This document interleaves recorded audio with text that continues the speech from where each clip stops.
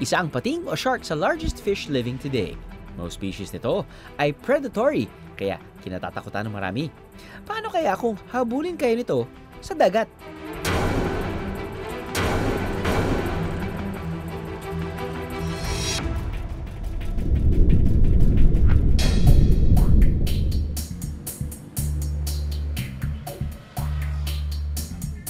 Isang tanghali, napagdesisyonan ni Gary, isang mangingisda sa bayan ng Amlan, Negros Oriental, na pumalaot sakay ng maliit niyang bangka. Gamitin natin ngayon guys. Ito guys, yung wirik. Noong araw na yon, plano niya rin ipakita sa kanyang vlog ang mano-manong pangingisda gamit ang wirik o handline fishing. 30 din pa guys, o 35. Nung una, tila normal na araw lang ito para kay Gary. Pero makalipas ang ilang sandali, may lumitaw na malaking isda sa tubig na parang pating daw na biglang humabol sa kanya. Sa video, makikita mismo ang laki at bilis ng galaw ng di umano'y mga pating. Kaagad na nagsagwan si Gary, pero tila hinahabol daw siya ng mga ito. Ang isa sa mga ito, nagawa pang makalapit sa kanyang likuran.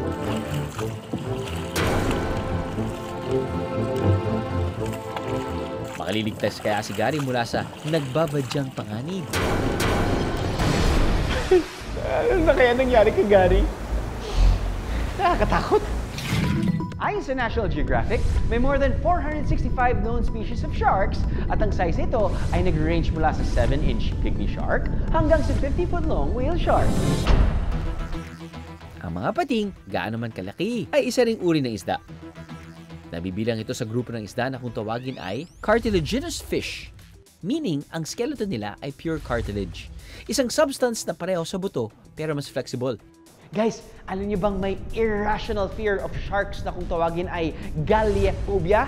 Mula ito sa Greek words na gallios for shark at phobos for fear. Ang may galliaphobia ay pwedeng makaranas ng anxiety kahit sakay ng bangka, nasa beach o makakita lang ng aquarium. Mas lumaki pa ang takot ng marami sa pating dahil na rin sa Hollywood films na naglalarawan sa mga ito bilang nakakatakot na creature. Ang tanong, na-attract nga ba ang mga pating sa dugo ng tao? Common myth lang daw ang pagka-attract nito sa dugo ng tao. Mas attracted daw ito sa dugo ng isda. May specific prey daw ang mga ito, kaya alam nila ang amoy ng mga ito. Ang mga pating, bagamat kinatatakutan at dapat pa ring iwasan, ay bihira pa rin daw talagang umatake ng mga tao. Pero, teka, ano nga ba totoong nangyari kay Gary? Noong araw na yon, habang ibinavlog ni Gary ang mano-manong pangingisda gamit ang wirik o handline fishing,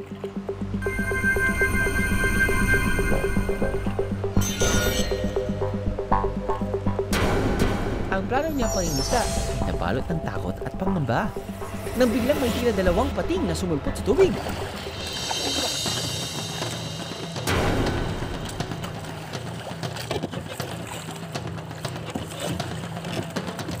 Ang isa sa mga ito nagawa pang makalapit sa kanyang likuran. Kung matamaan yung bangka ko, masisira yung mga gamit ko, tumaob yung... Habang ibinavlog ni Gary ang mano-manong pangingisda gamit ang wirik o handline fishing, ang plano niyang pangingisda ay nabalot ng takot at pangamba nang biglang may tila dalawang pating na sumulpot sa tubig. Kalaunan, ayon kay Gary, na-realize niyang hindi raw pala mga pating ang humabol sa kanya kundi mga butanding. Kulay niya na may dot-dot na puti. Nakikita ko talaga na butanding kasi nakikita ko yung bunganga niya, napakalaking bunganga. Tapos lumalabas yung buong katawan niya, yung humabol siya sa akin. Hindi siya kumakain ng tao at hindi rin siya kumakain ng mga malalaking isda. Kinakain lang niya yung mga hipon, maliliit na isda. Kumakain din sila sa mga maliliit na isda na kinakain ng tulingan. So, sumusunod lang sila sa mga tulingan. Hayaan ko na lang siya na lumangoy. Hindi ko siya sasaktan o gagalawin. Normally naman kasi yung mga butanding, Takot din sila sa tao kapag may approaching na motorized vehicle, yung mga bangka, tsaka may approaching na swimmer. Siyempre, nagkakaroon din sila ng mga avoidance behavior. Pero kasi merong certain places nga dito sa Pilipinas na nasanay na yung butanding sa mga tao. Si John Bon Tabas ay isang certified public accountant/travel vlogger. Last May, nagpunta siya ng Donsol para makita ang mga butanding bilang part ng kanilang Bicol region trip. Isang rason kung bakit dito nila napiling magbutanding encounter ay dahil protected area ito for whale sharks. Bago ka makasakay ng bangka, papadali ko muna nila sa office para sa isang video orientation. Then after nun, may separate na orientation din pagdating sa boatman. Para kay John Bon, very unique daw ang experience na makasamang lumangoy ang mga butanding. Isipin mo talaga once in a lifetime experience kasi una, di natin alam kung hanggang kailan sila magsusurvive sa area kasi and pangalawa, hindi natin alam kung hanggang kailan sila magtatagal sa area kasi possible din na lumipat sila ng spot. Ayun, sobrang saya lang sa feeling na makita yung mga whale sharks ng malaki. Alam niyo bang ang unique patterns of spots ng mga butanding ay parang human fingerprints din? Walang dalawang butanding ang may magkaparehong spots.